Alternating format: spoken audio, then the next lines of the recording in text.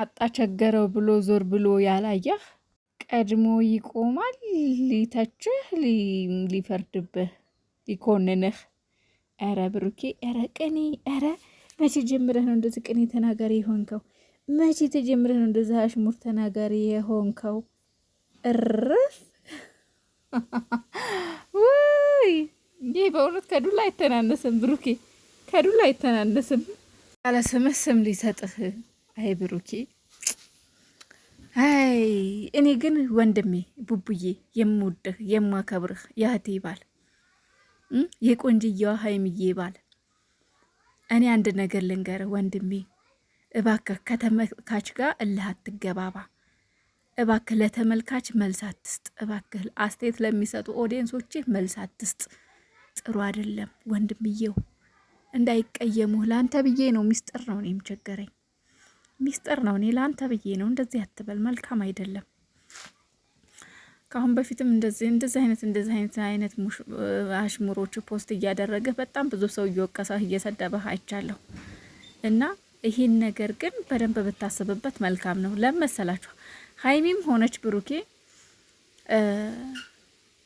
ያው ከፈጣሪ ቀጥሎ ኦዲየንስ ነው አይደለ? ከፍ የሚያደርገው አይደለ? እውነቱን ስንነጋገር ከአንድ አምላክ ቀጥሎ ኦዲየንሶቻችሁ፣ ቤተሰቦቻችሁ፣ ወዳጆቻችሁ ናችሁ እዚህ ደረጃ እንድደርሱ ያደረጉት አይደል? ያው ስላችሁ በእርግጥ መከበር የፈለገ መከበር በከንፈር የሚባል ነገር አለ። ብሩክ የሚናገራቸው ንግግሮች ወዶ አይደለም። ሀይሚን ብትሆን የሆነ ጊዜ ላይ የሆነ ነገር ብላለች እና አለ አይደል? የሆነ ወጥተው ሲናገሩ ግን ኦዲየንስ ይቀየማል። ለመሰላችሁ በጣም ትንሽ ሰዎች ናቸው የሚያጠፉት፣ በጣም ትንሽ ማለት ነው። ቢያንስ ከ90 እንደው ከ100 10 የሚሆኑ 20 የሚሆኑ ናቸው የሚያጠፉት። ሌላ ኦዲየንስ ግን ሙሉ በሙሉ ሀይሚና ብሩኬን የሚረዳ የሚወድ የሚያከብር ነው እና ግን ለነዛ 20 ላልሞሉ ሰዎች መልስ ስትሰጡ፣ 20 ላልሞሉ ሰዎች ስትናገሩ ሌላው ኦዲየንሶቻችሁ ይከፋችኋል፣ ሊከፋችሁ ይችላል። ምክንያቱም እዚህ ጋር ከባድ ነው። እነሱ ይለፍልፉ ያውሩ፣ የፈለጉትን ያድርጉ። አሁን ሀይሚዬ በፈጣሪ ትላንትና ሰሞኑን እያደረጋችኋት ያላችሁት ስራ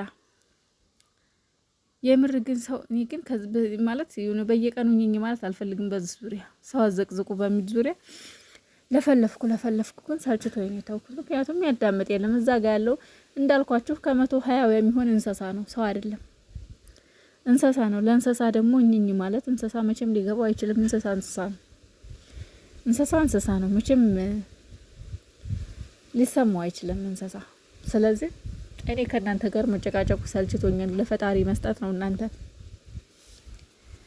ግን አሁን እዚህ ጋር ብሩኬ ባለፈው ራሱ ማለት ነው የሆነ ነገር ወጥቶ ተናግሮ በጣም ነው የሰደቡት። በጣም እንደዚሁ በሰፈን ነው ምንድነው ምክር አንድ ብር የማይሰጠኝ ቢመክረኝ እዛው ይቀር ምናምን የሚል ምክር ነውና ይሄን ተናገረ ብለው እንደው አልኳችሁ እንጥጥፈርጥ ብለዋልና ግን በቃ ሌላ ኦዲየንስ እንዳይከፋባችሁ፣ የሚወዳችሁ ኦዲየንስ እንዳይደብርባችሁ፣ እንዳጠቃላይ ዝም ብትሏቸው ምናችሁም አይነካም። ሀይሚና ብሩኬ መልስ ባሰጧቸው፣ ለእንደዚህ አይነት ሰዎች ባትናገሩ ግልጽ ነው። አሁን ብሩኬ ራሱ ይህንን የዘፈነው ዘፈን ግልጽ ነው።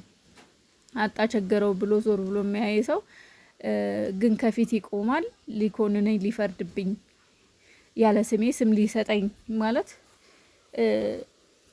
ያው የቸገረኝ ጊዜ ማንም ዞር ብሎ የሚያይኝ ስለሌለ አሁን ግን ማንም እኔን መናገር አይችልም፣ ማንም እኔን መተቸት አይችልም አይነት ነገር ነው። አይ ነው እናውቃለን፣ እናንተ ስራ እየሰራችሁ ነው፣ የስራ ሰዎች ናችሁ።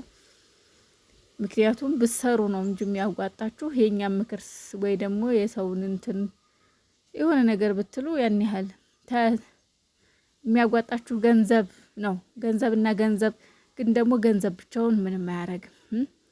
ኦዲየንስን ካስከፋችሁ፣ ኦዲየንስ ከደበረው ወደ እናንተ አይመጣም። ለምን? ብዙ ብዙ እኛ ኦዲየንሶች እኮ ብዙ ዩቱበሮች እኮ አሉ፣ ነፍ ዩቱበሮች አሉ፣ ለመዝናኛ ለመደበሪያ ሄዱ በቃ ፈታ ለማለት ሞልተዋል። ግን እናንተ ለየት የሀይሚና የብሩኬ ፋሚሊ የሚለዩ ስለሆኑ ናቸው። ምክንያቱም እናንተ ስለምትለዩ ማለት ነው።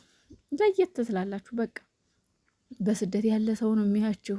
ስደት ላይ ደግሞ በጣም ብዙ ፍቅር የናፈቀው ሰው የናፈቀው ጓደኛ የናፈቀው ዘመድ የናፈቀው በድካም ዝሎ ደክሞ እንደገና ደግሞ በተለይ ደግሞ በፍቅር ዙሪያ ከመጣችሁ እኛ ሀይሚና ብሩክን በፍቅር ነው የምናያቸው። በፍቅር ዙሪያም ከመጣችሁ ደግሞ ፍቅረኞቻቸውን ጥለው ሀገር ቤት የሄዱ ፍቅረኞቻቸውን እንደዚሁ በስልክ ላይ ግማሹም ፍቅረኛውን ያጣ ግማሹም ደግሞ ከፍቅረኛው ጋር እንደዚሁ በገንዘብ በተለያየ ነገር የተጣላ በጣም ብዙ ሰው ነው የሚያችሁና እናንተን ሲያዩ እኔ በበኩሌ እንደዛ ነበር። ባሌ ኢትዮጵያ ነበር፣ እኔ አረብ ሀገር በነበርኩበት ሰዓት የምር እነሱን ሳይ ማለት ነው ምን ስመኝ እንደነበር ታውቃላችሁ? ፈጣሪ ሆይ ብሎ እኔም ሀገሬ ከገባሁ እኮ ልክ እንደ ሀይሚና እንደ ብሩክ አይነት ቆንጆ የፍቅር ጊዜ እናሳልፍ፣ ቆንጆ የፍቅር ህይወት ይኖረናል። በቃ እንደዛ ብዬ እመኝ ነበር ታውቃላችሁ። ይሁን ባሌ ናፍቀኝ ነበር እነሱን ሳይ ምናምን ነገር ታውቃላችሁ።